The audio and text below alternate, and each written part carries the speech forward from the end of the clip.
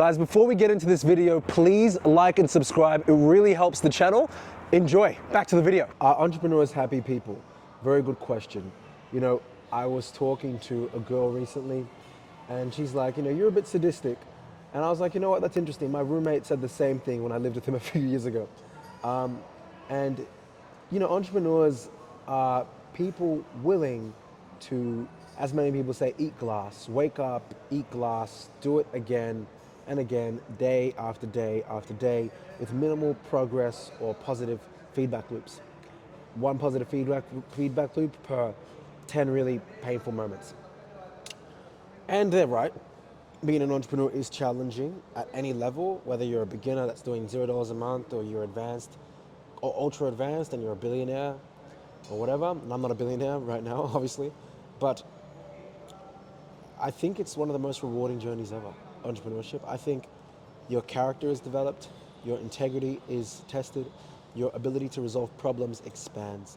And I think so much of entrepreneurship, whilst difficult, and I'll answer the happiness thing in a second, whilst difficult, is transferable to the way you live.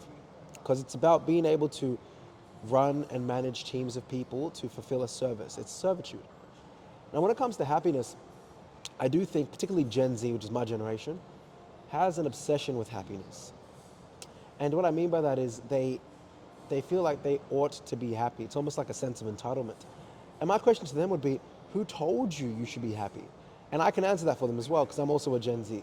I think it's part of the media. I think it's marketing. I think it's brainwashing so people can sell products. And when you really look at how comfort is sold, it's you deserve to take a break. You deserve to ABCD. You've worked so hard. You've deserved this. You've done this. You deserve that. You deserve. And if something's repeated long enough, over a long enough period of time, to someone with correct messaging, it will brainwash them, okay? This is just human nature. We're all malleable creatures. So what I think people need to think about is, let's take away civilization, all the cities, all the lights, all the electricity. Pre all of this, it was hunter-gatherers, right?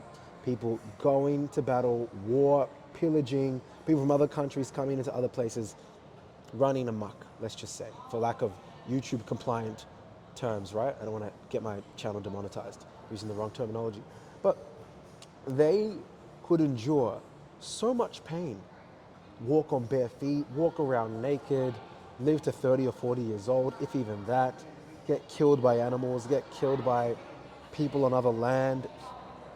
So if our ancestors endured all of that, and we work 5 days a week, 8 hours a day, and if you're honest, many of you really work just 2 or 3 hours a day at work, and you go to the bathroom, you have multiple coffee breaks, you go for walks, you have a yarn or you yap with your colleagues.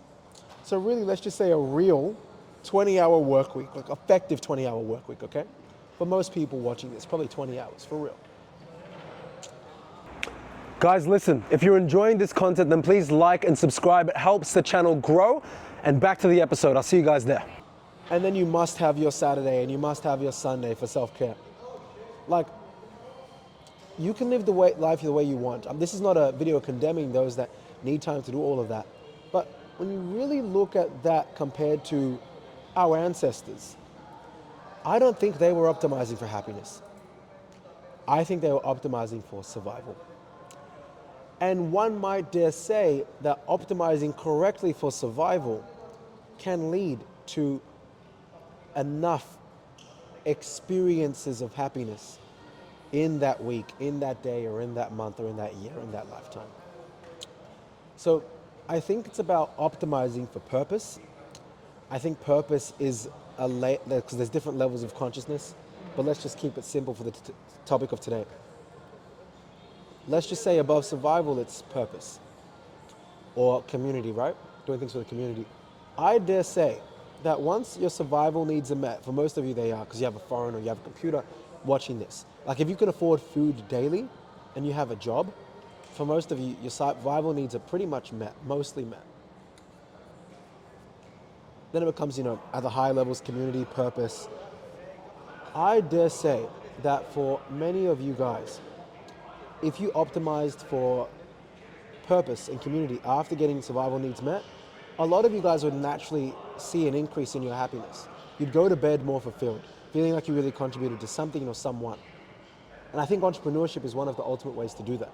Seeing my clients get great results, building team members up, seeing them achieve leadership positions. It becomes bigger than you. Initially, you start it just for money. And trust me, I'm still in it for the money, right?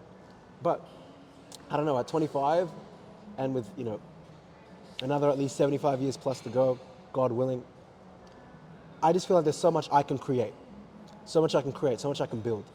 And whilst I continue to build this company and other businesses, ultimately I can't wait to create things that exist beyond me after I'm passed. And creative things that stimulate me, that I want to put from here, take from here and put into the world. So I think if you're opting for these kinds of things instead of happiness, then you're able to enjoy the human experience way more. And I think entrepreneurs can relate to that. We can innately understand that once you've gotten something from here into the real world once, it's a very addictive feeling and you want to do it again and again and again. So would I say entrepreneurs are happy people? Generally not. I think a lot of them are a bit annoyed to some level, a bit stressed to some level at a baseline. But I also think a lot of them are really good problem solvers. A lot of them are really creative people. And a lot of them have stories that many others wouldn't be able to share in a lifetime. And they could share multiple of those stories in 5 years. That would take some. Guys, I hope you've enjoyed that video. If you liked it and you got something from it, or even if you didn't, please like, share, subscribe, and drop a comment. It really helps the algorithm favor this channel. And the more you support us, the more we can give you guys more extreme levels of value throughout 2025 and beyond. Looking forward to the next episode and being able to serve you guys. And as always, think mega. Take care.